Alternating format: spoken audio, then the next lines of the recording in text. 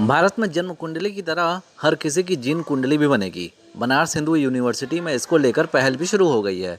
दुनिया के अलग अलग देशों से आए वैज्ञानिक अब इस पर मंथन भी शुरू कर दिया है। बीएचयू के महामना सेमिनार कॉम्प्लेक्स में डीएनए के डिफेंस मैकेनिज्म पर चर्चा हो रही है।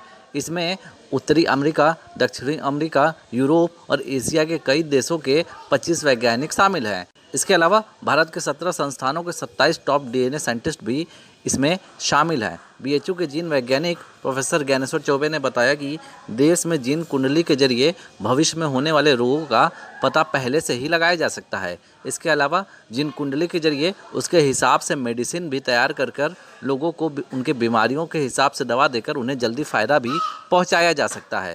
तो ये हमारा एक बहुत बड़ा जीनोमिक्स का कॉन्फ्रेंस है। इस कॉन्फ्रेंस का मेन उद्देश्य ये है कि हम लोग अपने जीन का अध्ययन करते हैं, अपने डीएनए का अध्ययन करते हैं। इस अध्ययन के बाद इसका एक सामान्य आदमी के लिए इस्तेमाल क्या है। तो देखिए, पहली चीज जो हम लोग कुंडली की बात करते हैं शादी के पहले, अगर क्या हम एक जीन कुंडली बना सकते हैं जो कि हमें ये बता दे कि इस व्यक्ति का इतने साल में इसको ये रोग होने वाला, इतने साल में ये रोग होने वाला है। दूसरी चीज कि अगर हम किसी व्यक्ति के जीन के बारे में पता कर लें तो क्या उसके जीन के आधार पे हम उसके लिए सबसे मोस्ट इफेक्टिव मेडिसिन बना सकते हैं, क्योंकि हमें ये पता है कि कुछ दवाएं कुछ एक खास लोगों को असर करती है जबकि वही दवाएं दूसरे लोगों को असर नहीं करती है। और कुछ ऐसे केसेस होते हैं जहां 24 घंटे के अंदर मरीज मृत्यु की दहलीज पे खड़ा हुआ है और उसको दो ही दवाओं में से एक दवा जो है काम करेगी, दूसरी काम नहीं करेगी। तो इस केसेस में डॉक्टर डिसाइड नहीं कर पाते हैं और हम जो है जो जीनोमिक्स का इस्तेमाल करके हम ये पर्सनलाइज मेडिसिन का कॉन्सेप्ट दे रहे हैं जो ये बताएगा कि लोगों को उनके जीनोम के आधार पे कौन सी दवाएं सबसे बेहतर तरीके से काम करेंगी।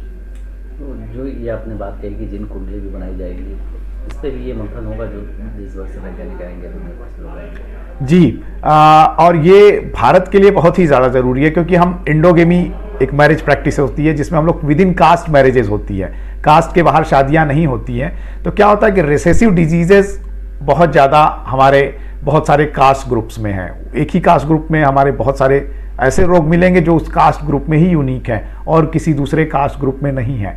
तो उनको आइडेंटिफाई करना, और अगर क्योंकि मैरिजेस हो रही हैं उस मैरिजेस में हमको 2-3 जनरेशन तक रोग नहीं मिलेंगे, लेकिन फिर 5वें जनरेशन में रोग मिल जाएगा, 7वें जनरेशन में रोग मिल जाएगा।